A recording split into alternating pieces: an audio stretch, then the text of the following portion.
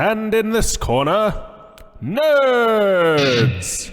And I'm going to talk about me, myself, and my problems here for a little while. The Rule 34 questions were last week. That's not a puzzle, it's pushing blocks. I will accept confidently sounded episode numbers and issue numbers as actual evidence. But I want to hear about your other shitty characters. Of course, invest in a robotic Flavor Flav.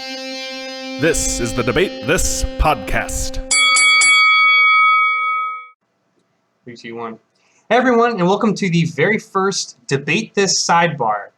We're trying something a little different. We're going to do these sidebar episodes kind of as like bonus episodes in between our normal structure. Just kind of a way for us to explore some other topics in a more conversational tone. Since everyone and their mother is talking about Avengers Infinity War, we thought it would be a good idea to just take some time and talk about our thoughts about the movie. We also brought our mothers. And we brought Todd brought his mom. Never. So obviously I am Andrew, and we've got Todd, Matt, and Kyle along with me, and we're just going to talk about Infinity War. Sound good, guys? Great. Yeah, I think that sounds great. I like it. I like it. First and last time you all will agree with me. This should go without saying. This episode will be entirely spoilers if you haven't seen. Oh the movie. yeah. Oh baby. Yeah. If you haven't seen the movie, Spoiler what land. rock have you been living under? Because this isn't coming out for like a month or two after it. And 2, go watch the movie before you listen to this, because we're going to ruin everything. Yeah, so first question, has everyone seen the movie? Everybody dies, the end. Well, that's half right. Yeah, so initial thoughts. Yeah, I mean, you're not wrong. Well, Initial thoughts. What did you guys think? Just gut reactions. Yeah. So, nope. Nope. Yep. All you. It's you. oh Go my do God. it. Someone go. Okay. Well, so Andrew and I went to go see it the night it came out. We did one of like the pre-midnight screenings, and I was very sick.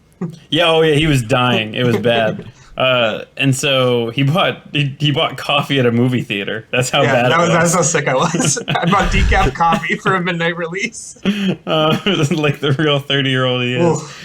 And so, and then I went to see it that weekend with my fiance, and yeah, I really, really enjoyed it. I think that I was, I guess, surprised at how well they balanced just the sheer amount of named characters. I knew there were going to be a ton of story points, and I didn't think they were going to get them all together, but I was just, I mean, I think there's a lot of good things to say about it, and I'm sure we will today, but if I had to point out one thing that I really, really enjoyed, those transitions, especially early on from like one group to another, and a prime example would be the transition to the Guardians of the Galaxy. You found yourself in the theater, and you're like, hell yeah. Yeah, when it just comes up with space. When they introduced the Guardians of the Galaxy, I was like, oh, I know who we're about to meet. Yeah. Never before did I feel as good as I did when I first saw the Flintstones meet the Jetsons. Yeah. I also really enjoyed it. I saw it pre-midnight, like 11 o'clock with my brother and his friends. I will be the annoying guy this episode and say I'm withholding many theories and judgments until part 2 of the movie comes out, because it feels like an intermission to me, not like a complete movie that ended. But like, I felt like empty when the movie was over. Like, not as strong as when I watched Requiem for a Dream, but similar to that. Like, It definitely did what it was intending to do. Yeah. Which, I mean, like, the general feeling at the end was just like, fuck. Yeah. And like, I had very tempered expectations because of the scope of the movie going in, and I just was blown away the whole time. Like, loved it. Yeah, I totally agree with you, man. Like, much like Star Wars Episode 8, I don't feel like I can really judge the movie until I see the next one. I have to see Part 2 to know how I'm going to feel about Part 1. I did really love it. I think they did, like you said, an excellent job shoehorning 70 odd characters into a 2.5 hour movie. If we've got a complaint to give, if I've got a complaint to give, I'm a little salty that I didn't get my nice poster Avengers Assemble 70 people silhouettes across the hillside, which That's part 2. I'm sure I'll get it in part 2. Yeah. But you hype that movie up for so long, and then I want it. I really wanted it, and I didn't get it. But the movie itself I thought was great. I did not get to see it post midnight, so I had to dodge spoilers for 48 hours, and then I caught it on Sunday. And I did How difficult was that? incredibly. I did successfully dodge all spoilers. But He didn't leave his house though. Yeah. My social media went He very went to dark. a cabin in the woods. I mean, that disintegration meme hit like day one. Like, it was Oh, in my yeah. Twitter feed. Yeah. It was in my Twitter feed before I got home from the theater. Yeah. At least with the disintegration meme, it stayed off enough that, like, if you hadn't seen the movie, there was nothing to tie the two together. I don't know that I saw that meme before I saw the movie, but most of them just have the I don't feel so good with a character unrelated to the Avengers. So if if you just see the meme and it's not attached to anything, The meme If you didn't get itself the context. didn't spoil too much, for sure. Yeah. If you didn't look into the context. Right. Yes. Right. Well, and it was funny too because Reddit got to the point where it would be something. It'd be like SpongeBob fading away, and it'd be like I don't understand this meme, but it's everywhere. Like the meme went meta really quickly with people who either didn't get it or like no, I'm going to capitalize on these sweet internet points by pretending not to get it. Or the converse, which is like people saying, "Guys, spoilers," and it's like, well, actually, it's spoilers because you're saying it's spoilers. Like, Right. Right. You didn't say anything. I definitely saw the disintegration meme and the hashtag Thanos did nothing wrong before the weekend was over. Oh god. That's great. Do any of you guys know the source comic? Yeah, I mean, more or less. I didn't read it, but I've followed along and picked up enough to know at least the overarching concepts. Yeah. So from your understanding of the source, like, do you feel like the movie was like closely related, adjacent to, or is it basically just like a completely different situation? So I would draw this comparison. So I read a lot of the Walking Dead graphic novels before watching the show. And I always used to say that the graphic novels would tell a story and the show would tell a story. And a lot of the times they would almost like DNA helix into one another, where there would just be these points where they'd both hit. And you'd be like, oh, here's a really epic part of this graphic novel story that has to happen. If it happens because the same person did it, that's not so important, but that moment is going to happen. And I would say that was kind of what happened here as well. I think some of the smaller details are probably lost in the shuffle, and the overarching reason for Thanos trying to like destroy half the universe in the graphic novels because he's trying to earn the love of death, not to create some like cosmic balance. So those are two very different things. Yeah. So that kind of paints a very different picture. Yeah, but I think at least from my perspective, like it did what it needed to do. I mean, because if they would have just introduced Thanos and been like, he's trying to kill half the universe to impress Death, you'd have been like, well, why do I care about Death? And now we've got just one more mindless killing machine villain.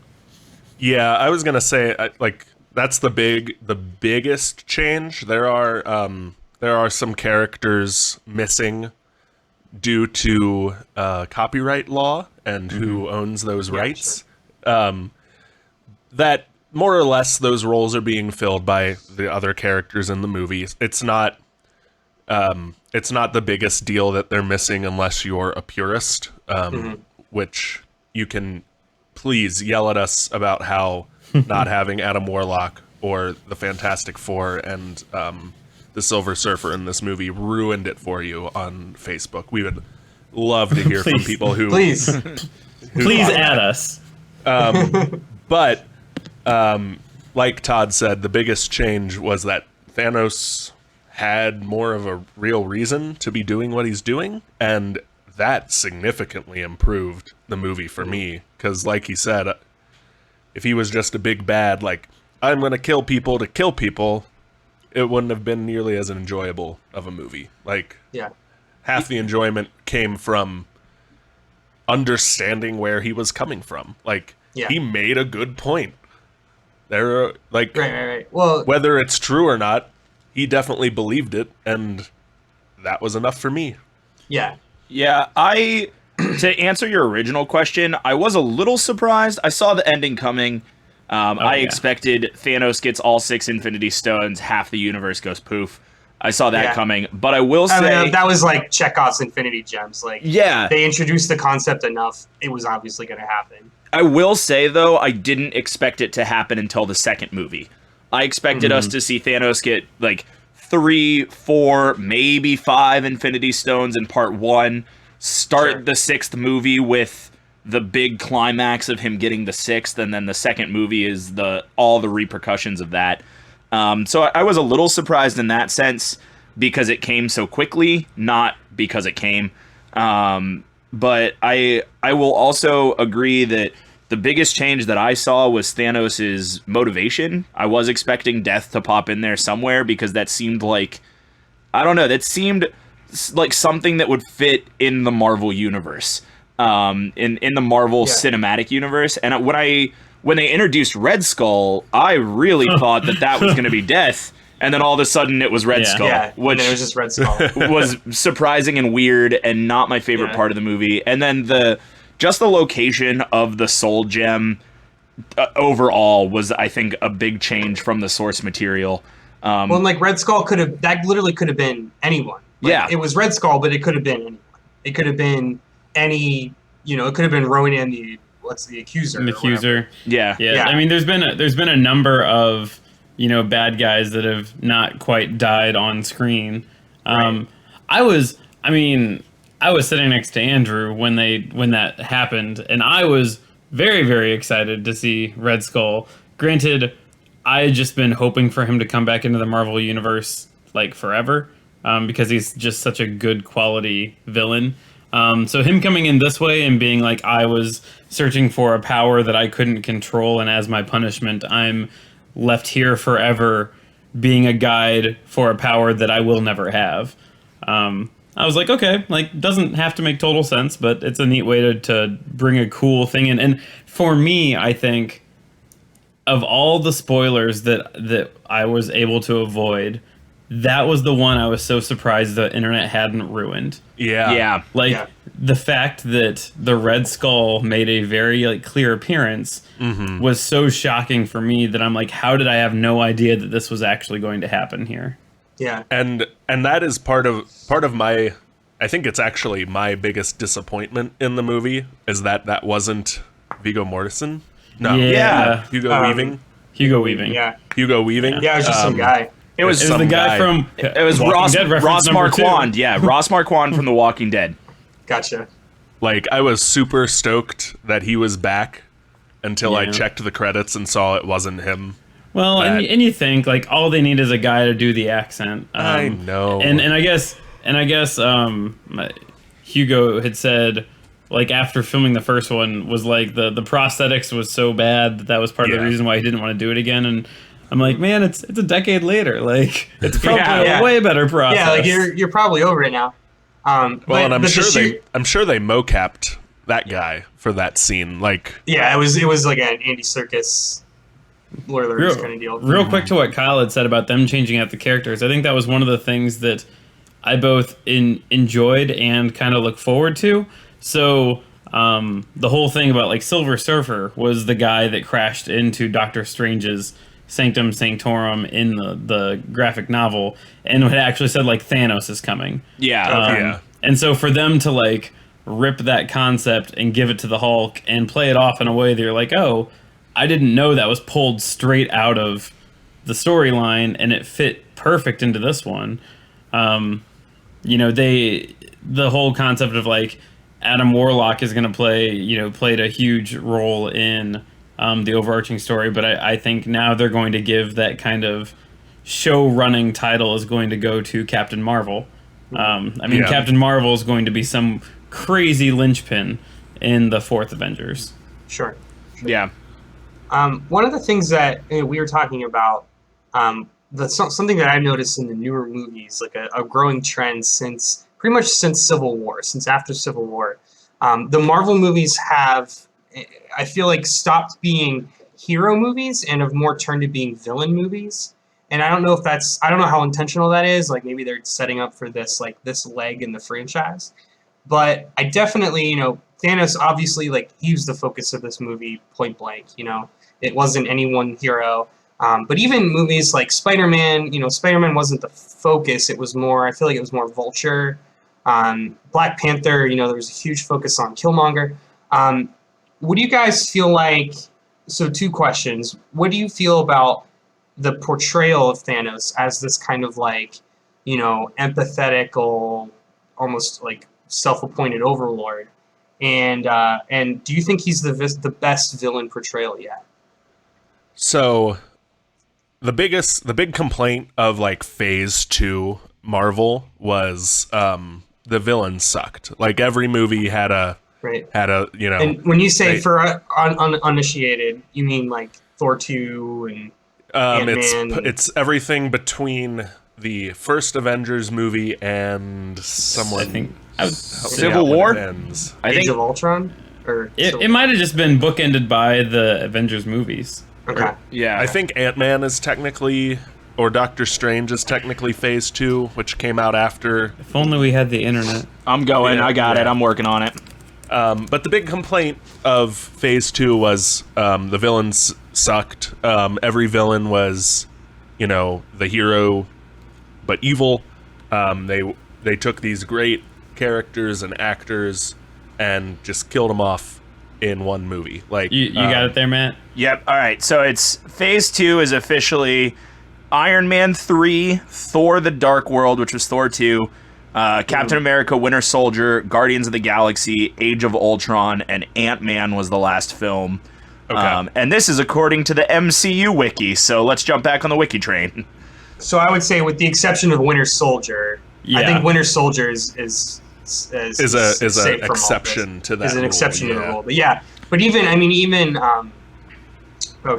Guardians, as good of a movie Guardians was, like Ronan and the Accuser was. Ronan was there. Ronan was there because they needed a bad guy. Like they were telling the story of the Guardians. Like, also he has to fight a bad guy. Which, fun fact, Ronan the Accuser is going to come back in Captain Marvel, which is pretty sweet. Yeah. Yep. Yeah. But I would say out of that list you gave, I would have always counted Phase 2 happening a little earlier than that. Because I think if you, just to add into Marvel's bad history of bad villains for a while, throw in Iron Man 2. Oh, come on. You don't like Mickey Rourke's Whiplash? Mickey Rourke's Whiplash. I mean, I wanted to. If anything, Iron Man 2 was like, oh shit, he can transform into a suit from so many different ways now. It's in a briefcase. I'm in. Iron Man 2 had a lot of problems. I don't think Mickey Rourke was one of them. Mickey Rourke was actually really good in that movie. I really liked Mickey Rourke's Whiplash. Right? He was fine. How about Justin Hammer?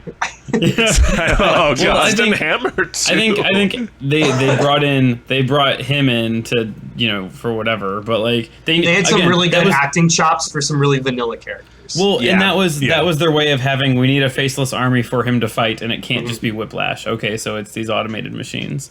But I don't know. I think that was them planting the seed of Hammer and AIM and all these other little organizations that they have to pepper into the Marvel lore so that they can come back out later. I think Iron Man 2 planted a lot of seeds that could have gone in a lot of different directions that they ended up not going. But that's not the what we're talking about. Yeah.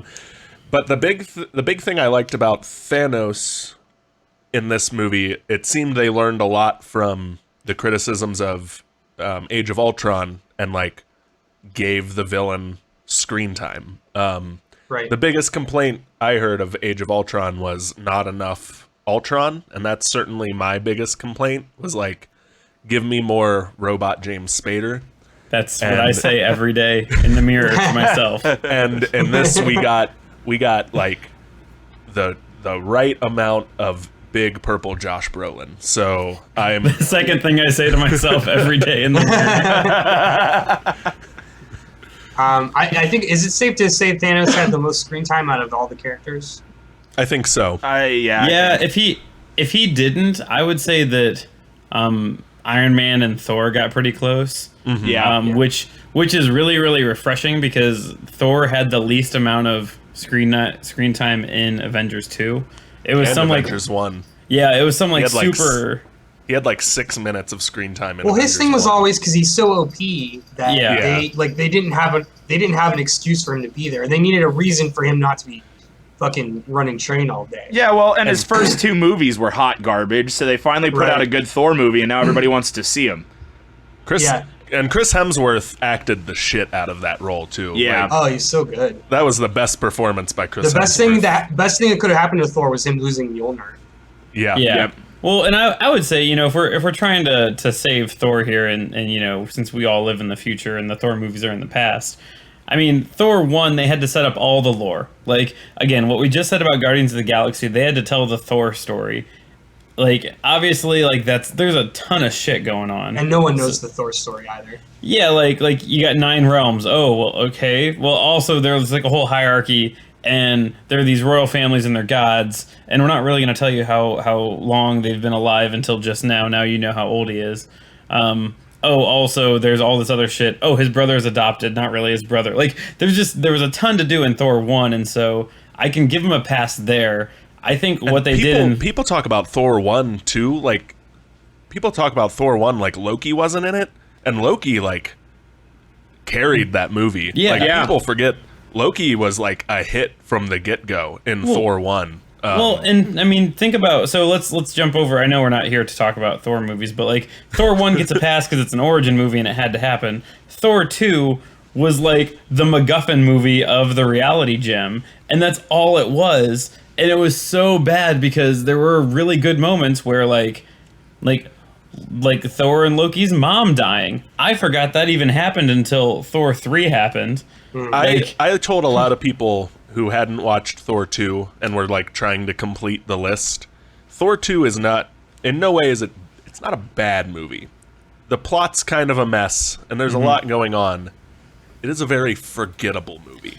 Yeah. I've watched Yeah. that movie 3 times and I still would need the Wikipedia page synopsis to tell you what happened in that movie. Well, I was going to say, yeah, to answer your question, though, I think the last 3 outings of Marvel movies, so Infinity War, Black Panther, and Spider-Man, because those have been the last 3, haven't they?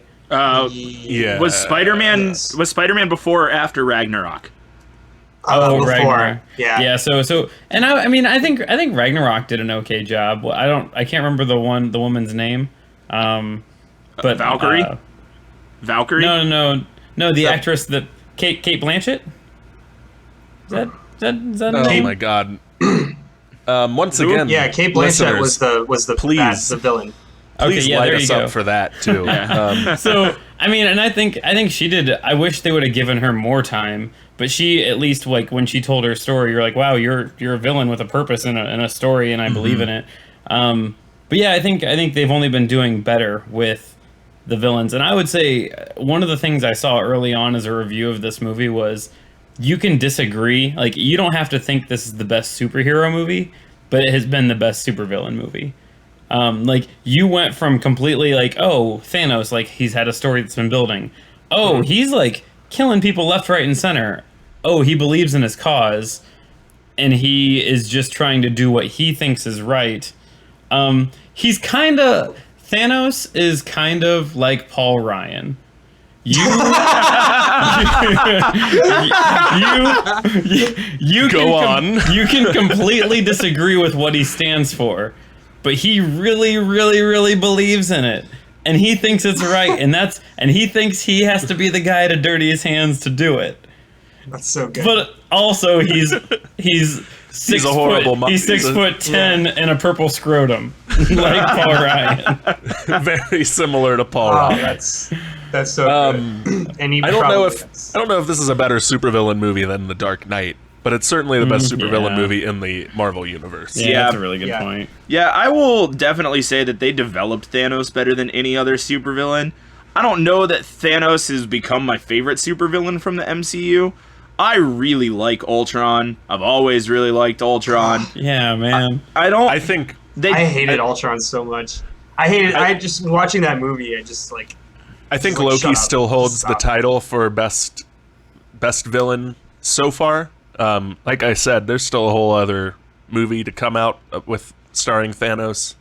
But man, Tom Hiddleston just charms the pants off of everyone. Let's look at this then. So I mean, Thanos has been the first villain I think that has so Killmonger kind of started the concept of like, I'm a bad guy, I've lost so much, and I'm here to try and make things right for me. Thanos is a villain who, along the way, he lost his 4 quote children, 5 if you count Gamora.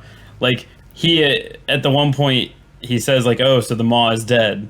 Like there's been a lot of that today, or like I've lost, and when he's talking to child Gamora at the end, like what did it cost or what did it take, and he says everything.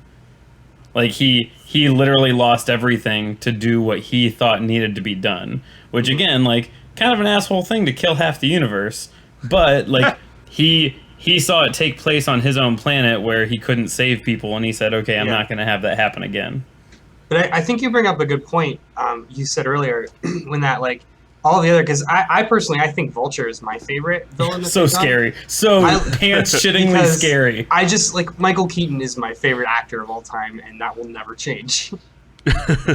Well, I was just quoting that the other day when he turns around, like that car scene in Spider-Man with the lights, with the changing traffic lights. You start sweating when you're watching it. Like, and when he finally says like I'll kill everything that matters. Yeah, you and everything you love. You're like when he opened the door, and when Peter shows up to take his daughter to prom, and he opens the door, like everyone in the audience goes, oh. So I saw that movie like a month ago for the first time, and yeah, me too. And knew the spoilers, like knew the twist, because it's presented as a twist in the movie. I knew everything going into it, and I still like gasped when he opened the door at that scene, because it's so well done. That was so incredible. Like, you're not wrong. Vulture is definitely one of the top MCU villains. Yeah. Well, because he was the first. I think he was the first villain that you could actually. I don't want to say you understand, but it's like, oh shit, like you could run into this guy on the street. Like this is a scary flying like metal bird man. You're not like a cosmic entity. You're not a sentient robot. You're like this dude with like some resources he's found who's fighting for his family and will literally kill you to save his family. Well, and he opened up the movie. Like, right. The first 2 scenes are he's at the Vulture stage. scenes. Like, one of the things that I found was interesting when comparing him to Thanos is, at the end of the day, as good of a villain as he was, he's still a villain because he is fundamentally doing this to better himself, right? Yeah. Killmonger is basically is generally doing what he's doing to better himself in his situation. But Thanos is the only one that, if memory serves, the only one of these people that is acting truly as though he is a superhero, in that he is doing this for what he feels to be the betterment of everyone else, which I think is an interesting concept. And that's not something that fiction usually explores, as like a villain trying to self-sacrifice. It's almost like that twist that the Star Wars saga, it used to be canon and now it's no longer, and they're like, oh, the Empire was trying to fend off this alien invasion the whole time, and that's why they did what they did. Just like this kind of like this idea of self-sacrifice, that we can't save everyone, so we need to save as many people as we can. Something that a superhero would do in other situations. Yeah, and you have that really, really good parallel drawn with Captain America's whole "we don't trade lives," and that being such a staunch foil to Thanos's the death of many is worth the lives of the rest. And so that was a really interesting parallel that I think they drew. But I mean, there was definitely an absurd amount of effort put in this movie to create empathy for Thanos and to create sympathy for Thanos. And that was, I think, as someone who's been watching comic book movies almost my entire life, something that I saw happening but I didn't end up falling into. I didn't really end up sympathizing with him, but I definitely see not only the push and the purpose of forcing that, but how people would start to feel that way about him, and how you start to see him as, maybe there is legitimacy here. Maybe he is right about this, until the very end when you just see people poofing off the street left and right.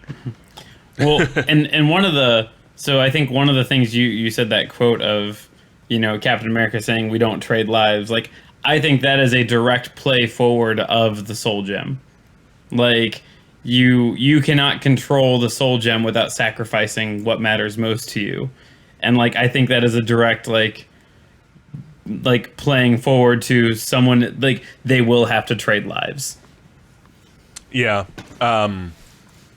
I think like that line is definitely in there to still solidify to the audience that Thanos is a villain. Like, Thanos, you know, very brutally murdered the Asgardian people. Yeah. He has, like, yes, he is doing it because he believes in what he is doing and ultimately thinks like he is performing an act of mercy to these people, but he is, until he gets the Soul Gem, or all 6 gems, he is brutal in his slaughter of people. Like, it is not a pleasant death. We watch him choke Loki to death, like, on screen. That's not a quick way to go. So I would say almost the opposite of that happens once he gets the Soul Gem. I think he becomes a lot more empathetic. And one of the theories that I had read online was that the Soul Gem gives you knowledge of all the souls in the universe. And that maybe that had then, and obviously, like, he, you know, sacrificed his daughter, the thing he loved most, to get the Soul Gem. Because when he's fighting all the people on Titan, so when he's fighting the Guardians that are there, and Iron Man and Doctor Strange and Spider-Man, there are multiple times he could have killed many of them. Like, and he doesn't. And I mean, that's when he even has the line with Tony Stark. He's like, Stark, and he goes, you know me? He goes, yeah, you're not the only one burdened with knowledge or whatever. And again, I think that's also a reference to the Soul Gem knowing all souls. But he says, like, I hope they remember you. Like, Yeah. you know, he could have just said, I'm going to throw more planets at you. Like, but he doesn't. And I mean, I think that he became the most powerful being in the universe when he got the second stone. And he had the opportunity to destroy everyone left, right, and center. But instead he's like, no. Like well, and he even says before he gets the Soul Gem, like, what I'm doing is an act of mercy. You know, the half the population I kill will feel no pain. They will not suffer. They will just cease to exist. And so, like, he does believe he is, again, merciful and doing the right thing, but we also very much see he is very brutal and ruthless in his quest to achieve his goals. So one of the things that I saw that I was interesting, so just to shift gears a little bit, I want to talk about Doctor Strange and the Time Stone. So that part where we've got Doctor Strange, we've got Iron Man, Peter Parker, Star-Lord on planet Titan. They're all fighting Thanos and getting their ass handed to them. Doctor Strange has the Time Stone, and Thanos tells him to give it up. Doctor Strange at some point looks into the future and sees 100,000 million different possibilities. 14 million something. 14 million, yeah, some inordinate number. Different possibilities. So each of those ways Thanos wins, or the quote was, only one of those ways that we win. So I thought a lot about this, and obviously we're never going to see those futures that he saw, but I wonder if one of those reasons was Thanos is going to win either way. If we give him the stones, it will at least mean that he can do so in a merciful way. My theory with what he saw is that the only way to, I'm guessing he saw that the only way to win, quote unquote, is by undoing what Thanos did, and for that, all the gems need to be assembled. Thanos is going to kill half the universe anyway.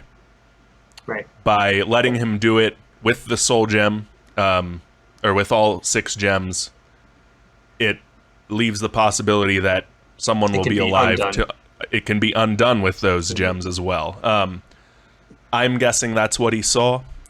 That was my one of the people I saw it with's biggest complaint was like he just did an about face, like he said, I will kill you, I will let him kill you before he gets the time gem, and just lets it go. And like, well, he didn't do it because he cared about Tony Stark. He said, I only saw one way we win. And right, I think that's why they made such a big deal about it. I think, to your point, they didn't want us to think that he was doing that to save Tony's life. Right. Yeah, that was, and I, no one that I've talked to, that I can think of at least, that is intelligent, has been like, oh, why did he sacrifice that to save Tony? Because, like, obviously, like, he didn't, Yeah. And again, like, to what you just said, he makes the point early on. He's like, if it comes between choosing to save you or that boy or the time gem, I will not hesitate to let you die. Like, he makes it clear about 18 times over how important the time gem is. And so then when he's like, Mup, here you go. Like, it's very obvious that there is something else going on. Yeah. My logistical question is, if he's teleporting him, like, he's projecting himself into the future to watch these things play out. I think I'm with Kyle that he figured out, he ran through his mind how many times that we fight, we do this, we do this, we do this. No matter what, we always lose. We always lose. My question is, if he's like projecting himself into the future, is he still able to see what happens beyond letting the time gem go, or was just one of the options like, I guess we just can't, like, we can't win unless we give him the time gem? Like, is he able to see what happens after he lets the time gem go? Because wouldn't he lose the control of projecting himself into the future? Well, I don't know if the movie will get into the. Nah, probably not. That's but yeah. Matt. Well, Matt, that's like saying that why can Marty McFly go back to 1955 before Doc created the time machine? Oh, well, I think my You're just fucking with time travel. Yeah, my counter to that is when Doctor Strange says, like, we're in the end game now, when he looks at Tony. And so the way that I saw it, or at least the way that I think it happened, is that there was probably one scenario where they win, because no one in that group felt, or like, it didn't seem like anybody in that group thought that throwing the battle, losing, was going to be the way to win. Like, they took a lot of hits for the answer in the very end just to be bait Thanos into thinking he's beaten us and then give him the time stone and we'll figure it out later. So my guess is that there really was one scenario where they win, and it was the scenario that was going on before Star-Lord happened, which I'm still really salty about. But let's talk about that. So that means what a shitty Boba Fett waited to have Star-Lord act.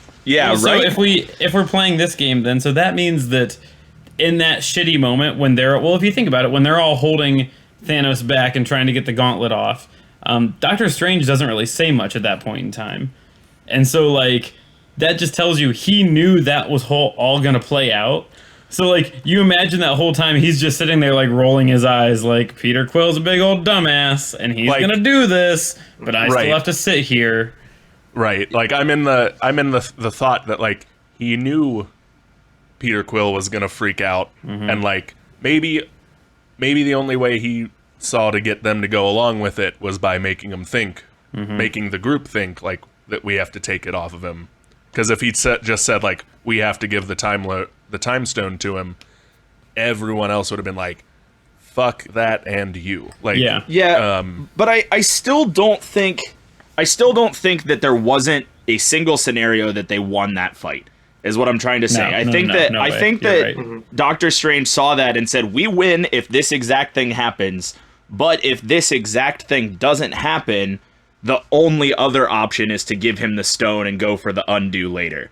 And that's fair. That's what I think he probably saw, was that there's one scenario where they win, and maybe he can't see past him getting the time stone and Doctor Strange ceasing to exist. But if he can see through the time stone or whatever that there is a future after that ceased to exist, then he has perceived. Because I think canonically that Doctor Strange is the smartest character in the MCU right now. I don't think they've introduced anybody else who has a higher intelligence level than Doctor Strange. So my thought is that he has somehow either perceived or theorized that if Thanos gets everything, then there is an end game. There is a backup option or a plan B. There's this one way that we can win if everything falls into place and everything goes right. I mean, it's like playoffs in sports, you know, if Team A and B both lose and Team C ties with Team D and Team E's buses crash, then, like, we will make it into the playoffs. But it seems like if everything went right, they would have gotten the Infinity Gauntlet and it all would have been fine. But if they didn't get the Infinity Gauntlet, then there is an after, and that after involves giving up the Time Stone. I want to just for the metaphor sake coming to my mind is like the primaries pre 2016, like all the ways people thought Bernie Sanders could still win. Yeah, ouch. But so to wipe that out of our mind, I want to paint you the picture of what would have happened if Doctor Strange would have been like, the only way that we win this is by giving him the time gem. At that point, Tony Stark would have said, why don't you sit this one out, Jafar? Because he would have called him like Jafar. He would have said something, and I think it would have been Jafar.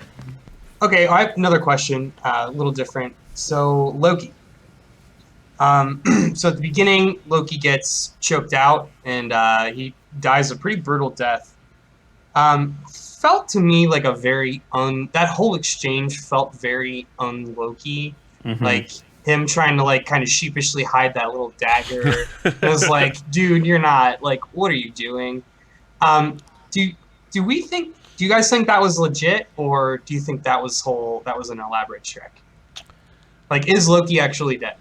I think it was legit. I think the point of that opening sequence was to show us Thanos is bigger and stronger than the Hulk and smarter and craftier than Loki. Granted, Loki was stupidly obvious about it. Yeah. Like, he might, like, more or less nudged Thor in the ribs and went, watch this. Well, look what I'm going to do. Yeah.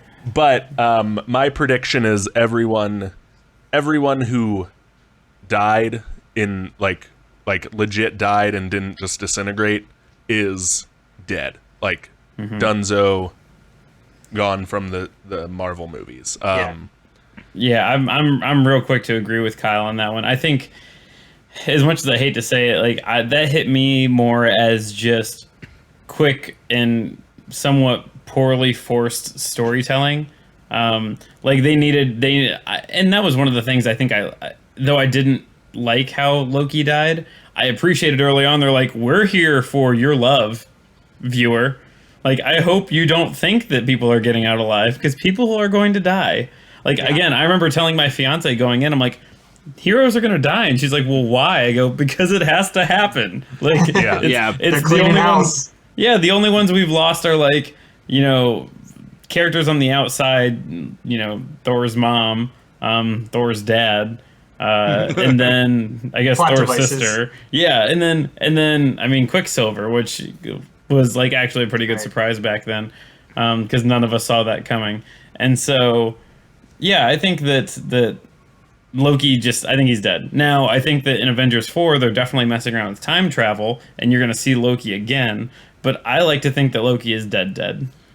All right, yeah, no, because I want to disagree with you guys. I don't know for sure that Loki is dead, and I have two things to bank that on. Thing one is, so I've always been a huge Walking Dead fan, and among all the rest of the Walking Dead fandom, I have found this rule that no one's dead unless there's a body and a burial. If you don't, super valid. Yeah, if you don't see a body and no one acknowledges they're gone, they're not gone. But I think I love the quote, there are only 3 people who are permanently dead in comic books, and that's Uncle Ben and Bruce Wayne's parents. but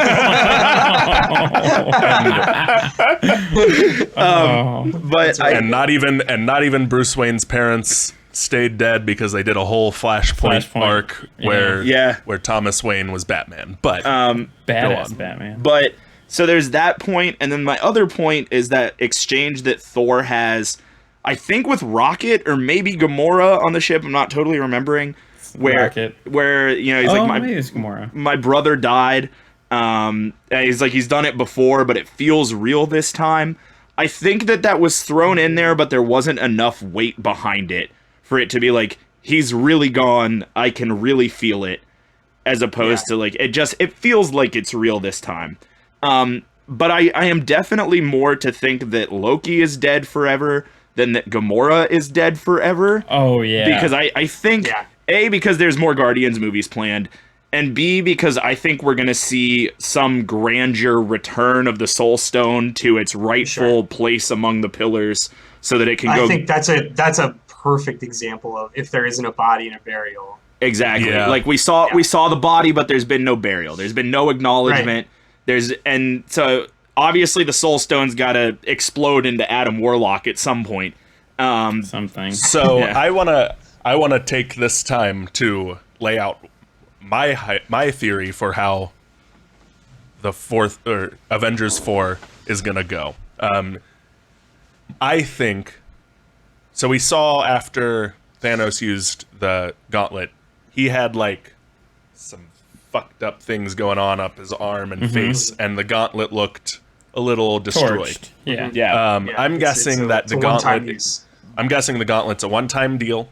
There's gonna be It's like a the whole. Dragon Balls. It's like the Dragon Balls. You get one wish and then they turn to dust and. So there's gonna be a whole plot in the next movie where they have to go back to giant Peter Dinklage, get him to make a new Infinity Gauntlet. God, please more giant Peter Dinklage. So They're good. gonna get a new Infinity Gauntlet, and with their quote one wish, they're gonna wish to undo the disintegration stuff and not be able to bring everyone who died back, but bring back the half the universe that was disintegrated.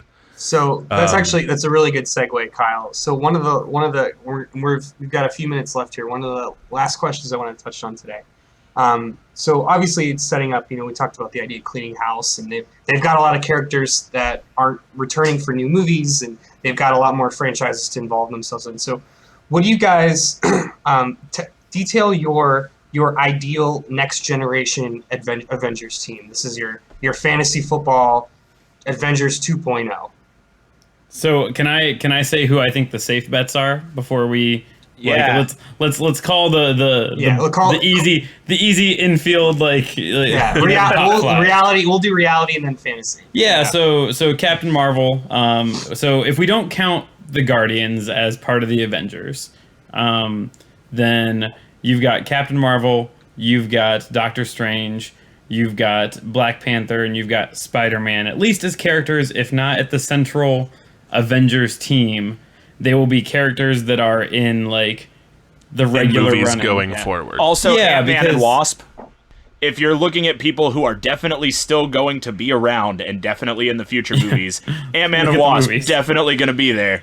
Yeah, I'm guessing Ant-Man and Wasp happens before the events of this movie. It does. Because how does a silly heist happen?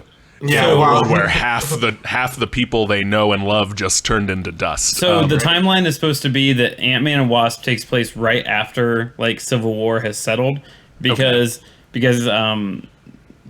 Scott Lang and Clint He gets Barton busted are out of- both on house arrest. Yep. Yeah. And so Yeah. if we're jumping down the Ant-Man and Wasp train just for a hot second, I think that movie will end with the repercussions of Infinity War.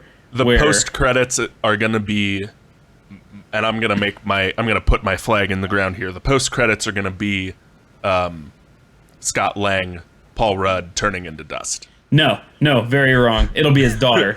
Oh. His daughter gives him a reason to get involved. Much again. more important MacGuffin. Significantly more important MacGuffin. So back to the story, Fantasy though. Avengers. Yeah, so I think that Doctor Strange, so Captain Marvel, absolutely Doctor Strange, Spider-Man, Black Panther, Ant-Man and Wasp are all in that. Everyone who's only had one movie so far. Yeah, that have movies coming. Like you said, those are the safe bets. The people that aren't listed in movie titles going forward, I don't know if we can get. I think Paul Bettany is done. I think the Vision's done. I don't think we get him back. I really, really would love to keep Scarlet Witch, but I just have a bad feeling that we don't get to keep Scarlet Witch, and that hurts my heart. She might be the Thor going forward, the one that's like too powerful. Yeah. But they do need a They need a too ringer. powerful. Well, and Captain Marvel's supposed to be like the most powerful hero. The Hail Mary that I want to see still play a big role is the Winter Soldier. I love Bucky, and Oh, yeah. I love that they're like Soldier. teasing him being the White Wolf, which in the comic books is Black Panther's like adopted half brother. Yeah. Okay. And That'd so be pretty badass. yeah, he's like a global like a global spy super soldier kind of guy. So Yeah. but yeah, I don't know. I would love to see Scarlet Witch stay around. I can't see us keeping Captain America and Tony, or Tony, if he stays around, he continues to be like a Nick Fury kind of character. That was going to be my big prediction: is Tony is going to head the Avengers and not wear the suit except for Avengers 5. He'll put the it suit back back on. on again, but I think Robert Downey Jr. is done starring in Iron Man movies. Probably Yeah. not done with the MCU. The last one that I hope we keep, because I just really like him, Anthony Mackie. I really like the Falcon, and I think he's just really cool. The Falcon is one. There were so many scenes in this movie, especially that big fight scene, that I was just like, Falcon's really underpowered. Yeah, he's in over his head. Yeah, He is yeah. in Thank God I'm over not the his only one head. who felt that way. He's the angel of the MCU. He's just like, well, you can fly, but a lot of other people can fly and also Like- do other things. Like even War Machine was like firebombing the faceless villains, the faceless hordes, but like Falcon was just kind of like flying around and kicking the guy every now and then, and it felt Yeah. very like he is just gonna like bite it at any moment, and he didn't, and it felt really weird to me. Yeah. What do you guys think? I mean, again, all the people who've only had one movie, We have movies already slated and filmed. who have coming movies up. already slated in film.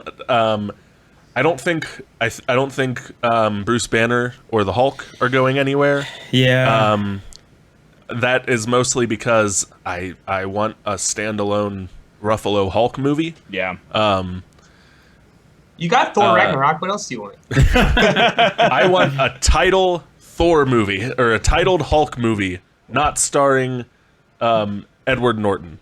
That's what I want. Like I said, I think Robert Downey Jr. is going to continue to exist in the MCU, but he will take a back seat and only show up as frequently as Sam Jackson does now. I think Scarlet Witch and Doctor Strange are going to be the heavy hitters going forward. Doctor Strange probably being the Captain America role, in like that he's wise and knows more than he lets on. I think Captain America kind of fills that role right now. And then other than that, it'll be, Ant-Man, probably Falcon, and Captain Marvel rounding out the team. Who Yeah. do you want to see, Kyle? yeah. I really do want to see Captain America continue to exist. Yeah. I really, really like Chris Evans as Steve Rogers. And I want Peter Quill to pop in on Earth more often. He is one, like, despite how infuriating his actions were in the movie, they were very on character for him, and I want to see that character keep showing up. Yeah. What about you, Matt? I mean, I agree pretty wholeheartedly, barring all of the people who are already on contract to continue to be Avengers. I fully agree with Tony Stark as the new Nick Fury. I think that either Nick Fury hangs it up after getting dusted, or decides, or somehow is not brought back. I don't know. But I think Nick Fury is done. I think Tony Stark is the new head of S.H.I.E.L.D. I think Captain America gets it, and I think that just because Chris Evans seems really done. But as much as I love Bucky as the White Wolf, I wouldn't be surprised if they went the Winter Soldier becomes the new Captain America route, which I wouldn't love, but I kind of see it coming. It seems like they're leaning into it a little bit, especially with the trading of the shield in Civil War. I want Falcon to be the new Captain America, and that's mostly for the outrage from racists. It's outrage. I want racist outrage, kind of a la the Donald Glover being rumored as Spider-Man thing years ago. I want racist outrage, and I also want to be able to refer to him as Captain Falcon. Oh yeah. So see, well, now I don't want that because I don't want Todd to have his thing. Take the wins and the losses, but show your moves. I think Scarlet Witch is pretty much a shoe-in for the next generation. I don't think Vision is done. I think that they've given too much love to Shuri and her scientific ability, and so I think that we're going to get some sort of she connected just enough synapses in his brain for him to exist without the stone, and when they time reverse, he's not going to have the stone, but he's still going to be alive or something. I don't know that for sure, but I kind of feel that way, although I don't really love Paul Bettany as Vision. I just like Vision as a character.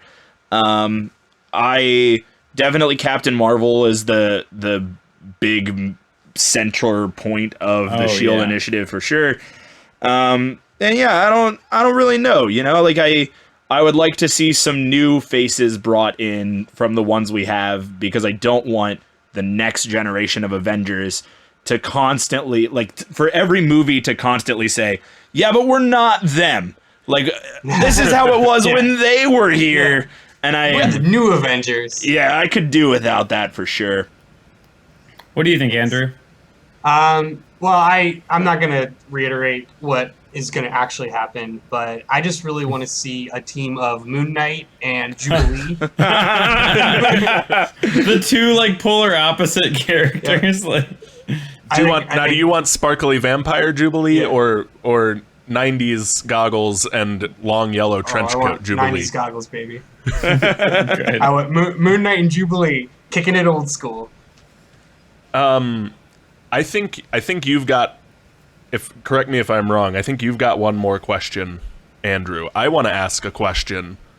Because this is something I wanted to talk about and we haven't opened up any opportunities, so I'm just going to ask the question. What moment didn't land for you guys in the movie? What's kind of you wish would have been done better? And let me start it off by saying I didn't feel that Gamora being Thanos' most loved one was earned in this movie. Yeah. I understand that it is true in the context of the film, and that she really is, but that relationship didn't feel earned to me, and that's probably my only real disappointment of the movie, is like that death felt needless because I didn't believe that he truly loved her. Yeah, it was really convenient in the moment. I would, so to that point, I think the only thing that let me buy in fully is that Thanos has nothing. Like, he has nothing but the war trophies of societies he has taken as his children. And so knowing that he has nothing but this mission and these people, he had claimed her to be the favorite. And so that's the only thing that let me buy into that concept. I would still agree, but that was the one thing that made it a little bit more believable. See, and that's part of what I feel isn't earned in it, is that he loves his mission more than all else. For sure. So I would have felt it more earned if he in some way wouldn't, if he could achieve his goal, but maybe wouldn't have gotten to see watch the sunrise on his new world, so to speak. But that's my only big complaint, other than it not actually being Hugo Weaving reprising the role of Red Skull. The thing that didn't land for me, and I'll keep mine pretty short, Loki's death was great to watch because I still think it did happen. It looked really real. the way it happened when he like links up to him and brandishes that knife and like flashes a wink, a stage silly. wink to Hulk, like that to me, I was like, okay, this isn't gonna work out, and maybe they were just trying to expedite the fact that Loki needs to die right now, and they didn't want to like waste time with exposition, but that didn't do it for me. Yeah, I agree with you wholeheartedly, Kyle. I also had that, like, I feel like what I was really expecting was for him to toss Gamora off the ledge, and then for the Soul Stone not to come out, is like, you didn't love her enough. For the big reveal to be like, oh, that wasn't enough. Yeah. Gamora's still dead, but like, you don't get the Soul Stone. How many kids must I feed you, Stone? or for like the Soul Stone to malfunction in some way. And who knows, maybe that's the pivotal, maybe that's the key thing in 4, is that the Soul Stone didn't have enough soul juice to soul swipe everybody. I don't know. So that one for sure. That one for sure. I didn't notice it until somebody pointed out how weird it was that when Thanos was messing with the Reality Stone at the Collector's place, that he turned the gun into bubbles and everybody else into slinkies. That wasn't weird until somebody told me it was weird, and then it was weird. And then my biggest complaint for the whole movie was the Peter Quill explosion.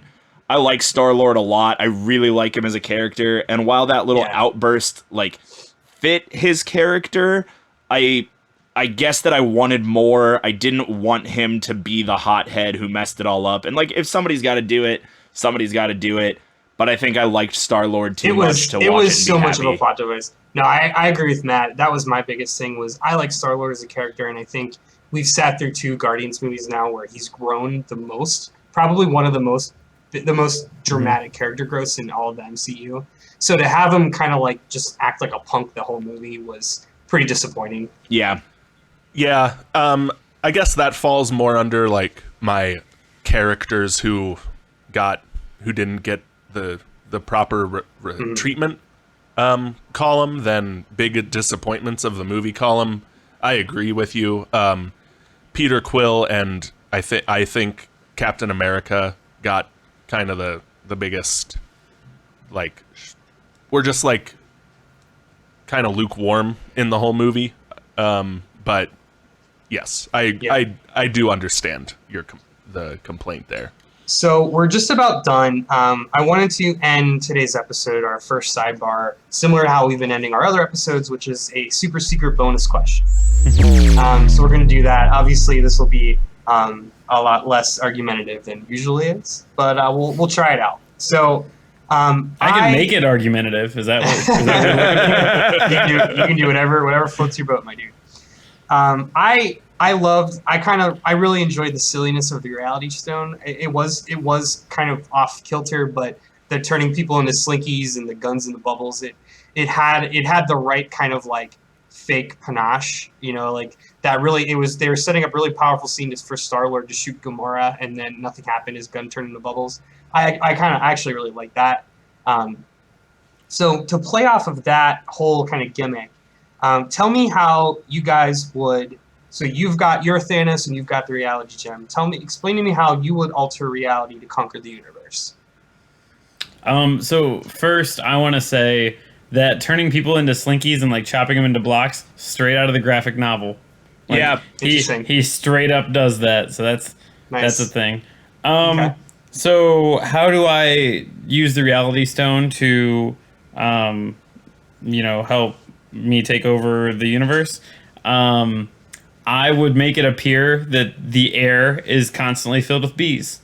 It's bees. There's bees. You can't. And only Todd can dispense the bees. Yeah, so and I you would must worship him. be, because even if first off, you're allergic to bees, you're fucked.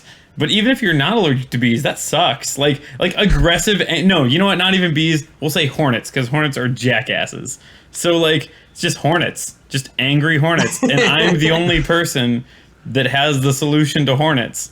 So you either abide by my standards of what this is going to be now, or you're gonna die in Hornetville. That's excellent. Yeah. Right. If I had the Reality Stone and I was Thanos, step 1 would be to make myself not purple. That sucks. Step 2 would be to remove the scrotum from the bottom of my chin.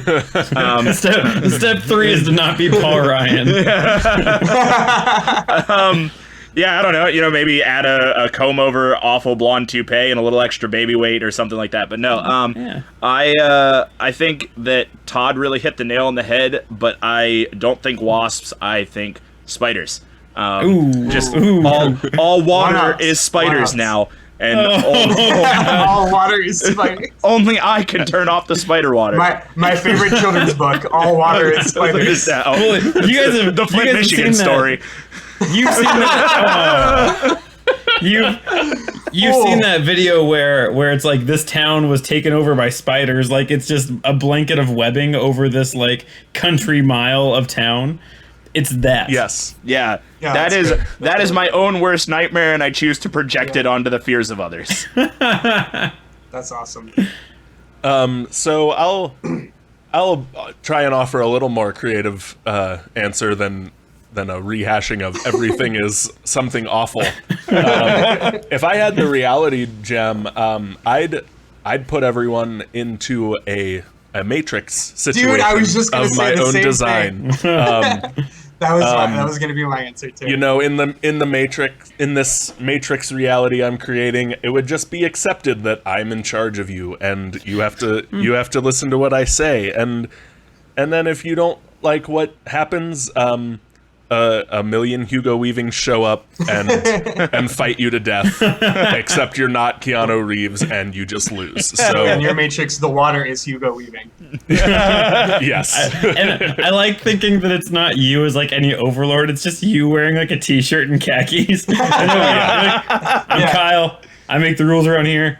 It's Kyle's rules now. And everyone's like, "Hail Kyle." How's it going today, guys? Everyone generally not too be bad. Hail cool. Kyle. Yeah. Or my army of Hugo Weavings will show up Yeah. to pummel you to death. I'm so happy you said that. I was gonna go along the Matrix route as well, but with a slight twist. My Matrix is deceiving you to think that you've already won, wherein you're living a false reality. Dude. So no Hugo Weaving needed. I would like to follow up this question with, once you have used the reality stone, my question to ask of you, of all of the people in your new reality, do they poop? Do it poop. Oh, is this another episode of Do It Poop? That's the trick. Any episode that we record that goes over 55 minutes automatically turns into an episode of Do It Poop. Well, in that case, I'm gonna say no.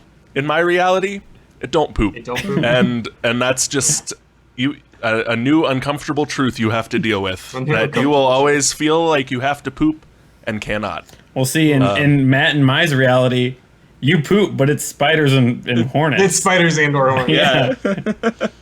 Ooh, I think that's worse. Oh, definitely. All right, guys. Well, that's going to do it today. Thanks, everybody, for listening to our first Debate This Sidebar. Follow along with the discussion on Twitter and Facebook. We're at Debate This Cast. Let us know what you think. If you have any other ideas of non-comics, non-games topics you'd like to hear about, let us know. Next week, we're going to be back with a brand new argument about another question no one is asking. But until then, if you disagree with our civil conversation, then we're challenging you to come fight us by the swing sets, nerds.